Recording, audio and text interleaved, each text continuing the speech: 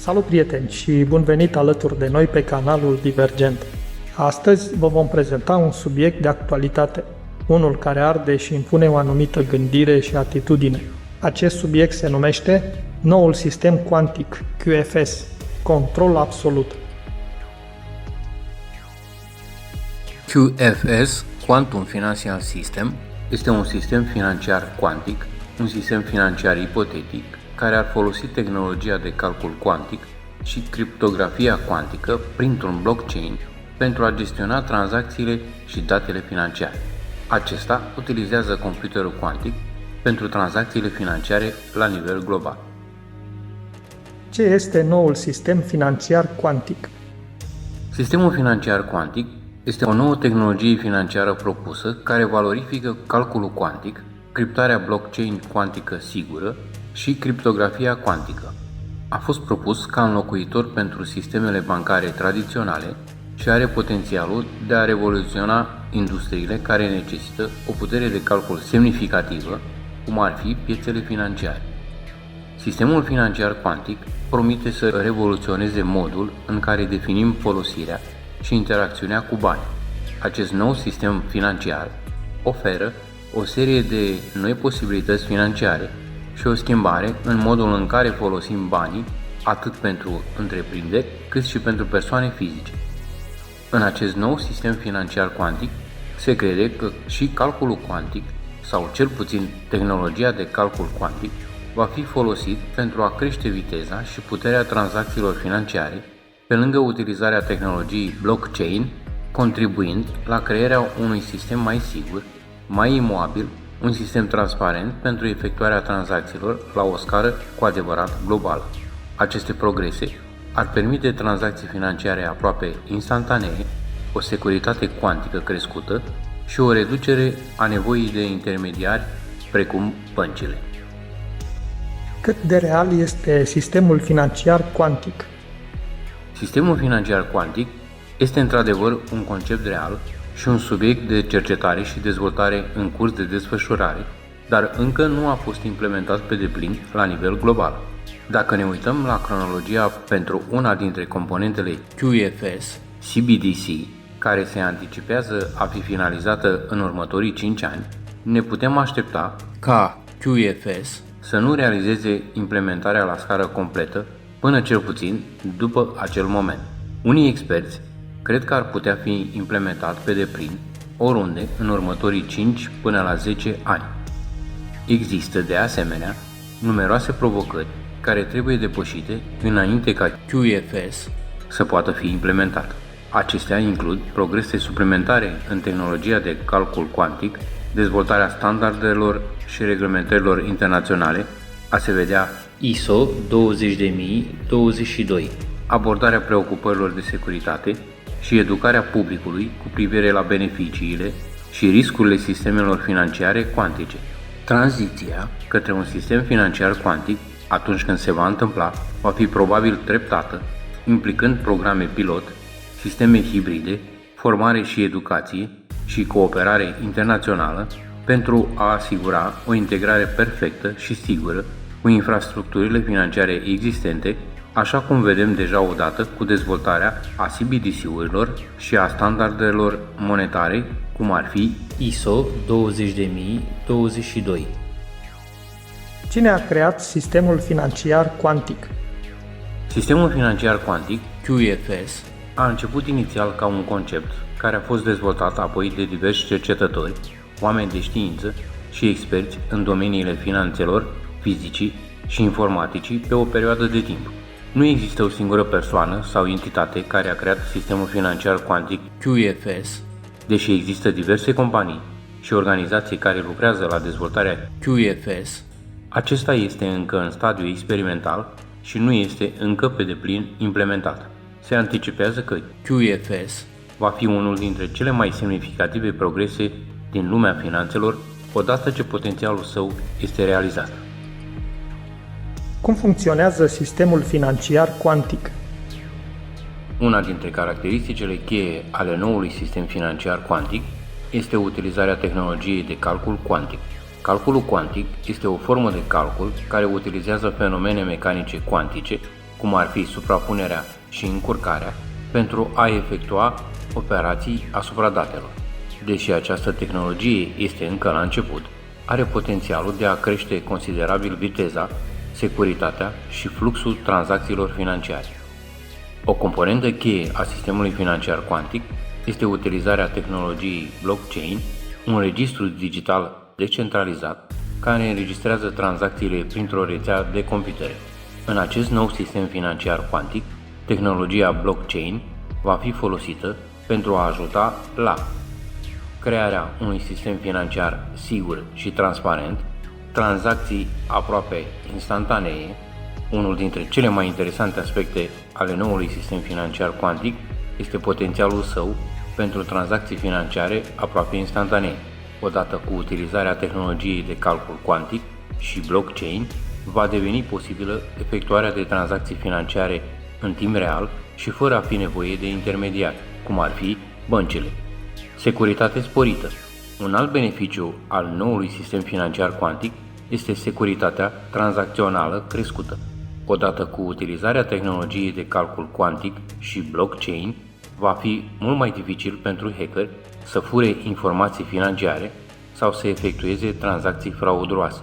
Acest lucru va crește securitatea tranzacțiilor financiare, făcând mai sigure pentru întreprinderi și persoane fizice să efectueze tranzacții financiare. Deși există multe aspecte promițătoare ale acestui nou sistem financiar cuantic, este important să rețineți că această tehnologie se află încă în stadiile incipiente de dezvoltare și probabil că vor exista provocări și obstacole de depășit, înainte ca acest nou sistem să fie adoptat pe scară largă. Componentele sistemului financiar cuantic ISO 20022 și QFS. ISO 20022 este un standard global pentru mesageria financiară care oferă un limbaj și o structură comună pentru schimbul electronic de date între instituțiile financiare și oferă un cadru pentru standardizarea protocoalelor de mesagerie utilizate în tranzacțiile cu criptomonede, ceea ce va ajuta la îmbunătățirea interoperabilității între diferitele sisteme financiare și bancare. Ce sunt criptomonedele conforme cu ISO 20022? Există mai multe criptomonede care sunt recunoscute ca fiind conforme cu ISO 20022, care probabil vor deveni parte a acestui nou sistem financiar cuantic. Monede digitale ale Băncii Centrale și QFS. Monedele digitale ale Băncii Centrale CBDC sunt încă o componentă a sistemului financiar cuantic, deoarece ar fi forme digitale de monedă suverană emise și reglementate de Banca Centrală a unei țări. Se așteaptă ca CBDC-urile să fie implementate de majoritatea, dacă nu de toate băncile centrale din întreaga lume, iar aceste monede digitale sunt destinate să funcționeze ca numerar fizic, dar într-o formă digitală, facilitând tranzacții mai rapide, mai eficiente și potențial mai sigure.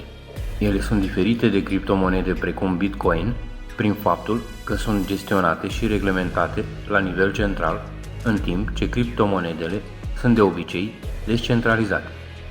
În contextul unui QFS, CBDC-urile ar putea beneficia de securitatea, viteza și capacitatea oferite de calculul cuantic și criptografia cuantică.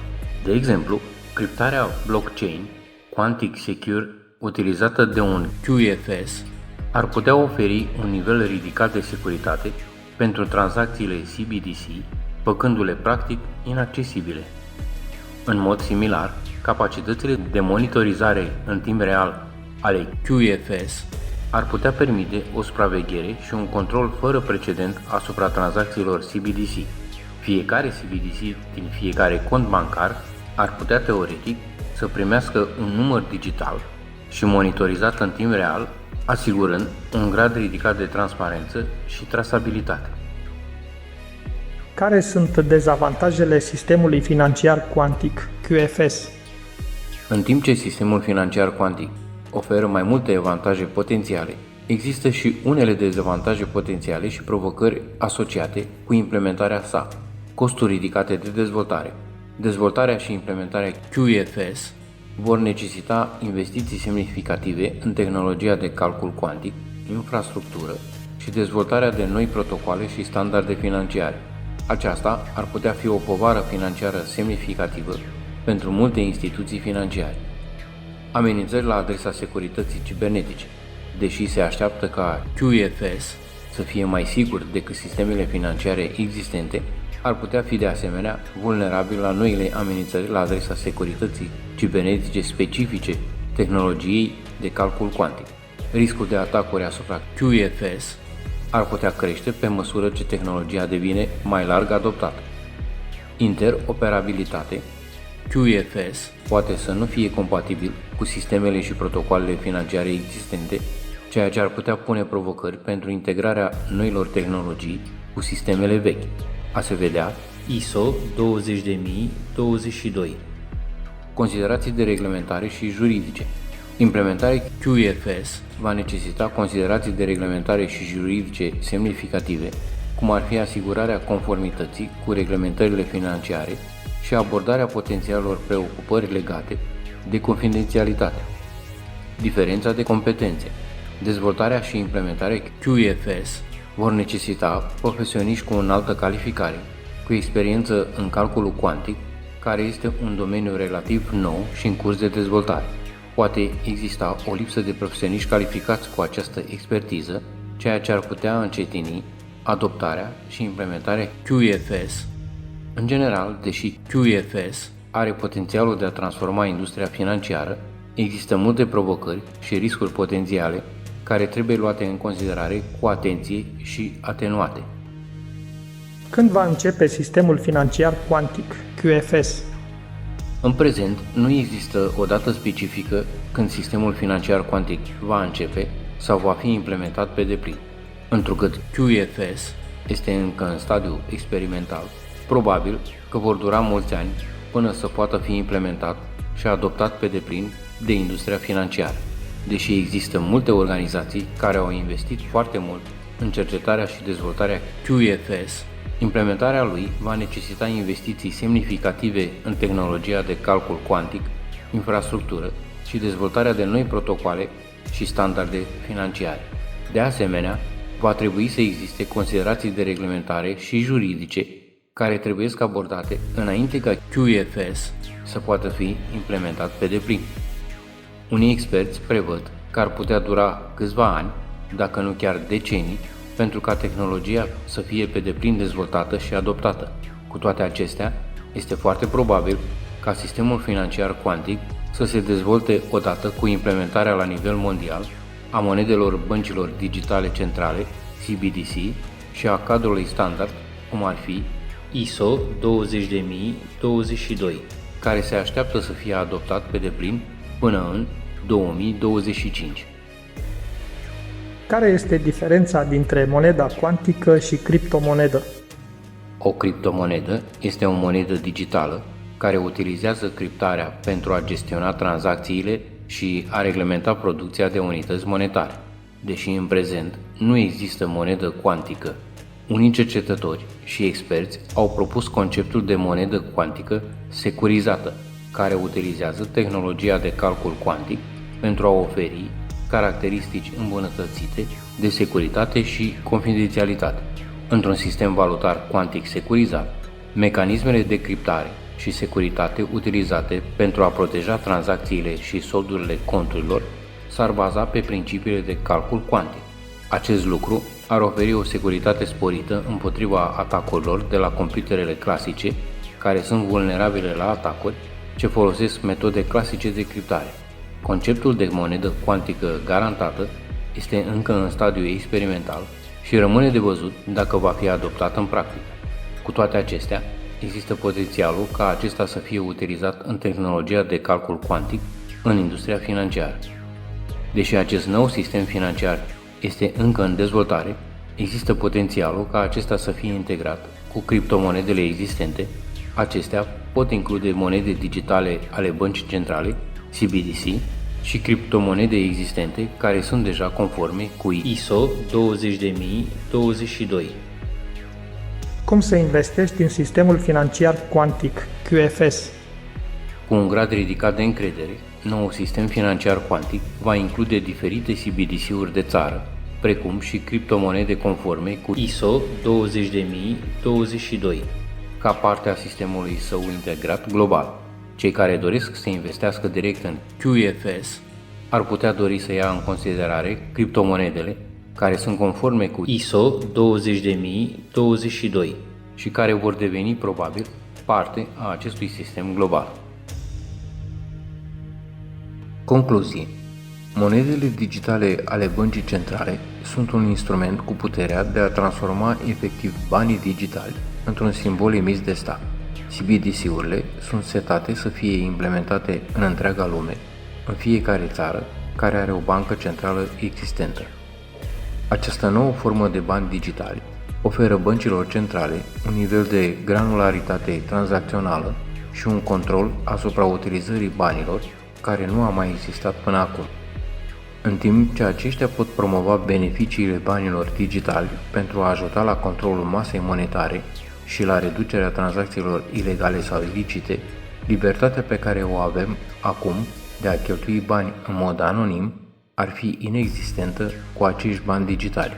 Capacitatea noastră de a cheltui acești bani digitali ar fi la discreția organismului de conducere și a nivelului de programare incorporat în bani. Cu alte cuvinte, ei decid ce cumperi, cât cumperi, de unde cumperi și cât timp dispui de acești bani. Iată câteva exemple elocvente prin care controlul va fi maxim. Plafonarea soldurilor de numerar. Băncile au capacitatea de a descuraja economisirea banilor, punând un plafon pentru soldurile de numerar și apoi percepând o rată negativă a dobânzii la soldurile peste plafon. Deși acest lucru poate suna o ficțiune științifico-fantastică, este deja în vigoare în Bahamas CBDC, dolarul de nisip, numai pentru utilizare specifică. CBDC-urile ar putea fi programate să poată fi cheltuite numai la anumiți comercianți cu amănântul în anumite perioade și sau pot fi cheltuite doar de anumite persoane. Rate negative ale dobânzii. Deși este obișnuit să vă așteptați la o dobândă pozitivă în contul dumneavoastră bancar, CBDC-urile pot fi programate să includă rate negative ale dobânzii ca formă de descurajare. Datele de expirare. Spre deosebire de banii tradiționali, CBDC-urile ar putea fi programate să expire după o anumită dată, creând astfel un stimulent pentru a-i cheltui înainte de a expira. Impozitare pe tranzacție. Impozitarea obligatorie ar putea fi impusă fiecarei tranzacții CBDC ca formă de venit fiscal pentru stat și ar putea fi impusă tuturor și fiecarei tranzacții. Termenul numerar digital nu cuprinde pe deplin posibilitățile disponibile băncilor centrale atunci când acestea au puterea de a programa banii, transformând efectiv acești bani digitali într-un simbol emis de stat, care atunci ar putea fi doar petrecute în condițiile lor predefinite. Din datele pe care le avem acum, se pare că anul acesta, în luna noiembrie, va fi începutul standardului ISO 20022, amânat din martie 2023, un standard care va fi utilizat de toate băncile centrale și instituțiile financiare în mișcarea monetară transfrontalieră și internațională ca o componentă cheie a acestui nou sistem financiar. În timp ce CBDC-urile au fost prezentate ca un mijloc de combatere a fraudei și de a permite o mai mare stabilitate financiară, ele au de asemenea potențialul probabil de a fi abuzate. Totodată, CBDC-urile au potențialul de a deveni cea mai mare amenințare la adresa libertății personale din toate timpurile. Deși este probabil că putem face puțin pentru a preveni adoptarea și implementarea CBDC-urilor de către bănci și guvernele mondiale, ca indivizi avem puterea de a ne educa și de a fi bine pregătiți pentru acest nou sistem financiar global, care va fi ca o menghenă pentru cetățeanul de rând și nu numai. Din momentul implementării lui, libertatea pe care o avem azi va dispărea complet. Controlul va fi absolut pe toate palierele, iar cei care vor încerca să tenteze sistemul sau se vor opune vor fi pedepsiți exemplar, asta și ca un exemplu pentru ceilalți. În final, trebuie să ne gândim bine ce vrem de la viitor și cum dorim să arate acesta. Dacă vom continua să fim indolenți, neinteresați și preocupați doar de plăcerile noastre mărunte cotidiene, acestea în curând vor dispărea, pentru că odată implementat acest sistem digital pușcărie, adio o viață privată așa cum o trăim acum și asta pentru totdeauna. Măsurile vor fi draconice și nu vor lăsa portițe de scăpare în niciun fel. Dragii mei, atât pentru astăzi. Ne vom auzi data viitoare cu un nou material, la fel de interesant. Dacă v-a plăcut ceea ce vedeți, ce auziți, dați un like și un share, vă rog, să afle toată lumea și abonați-vă la canalul nostru. Vă mulțumim!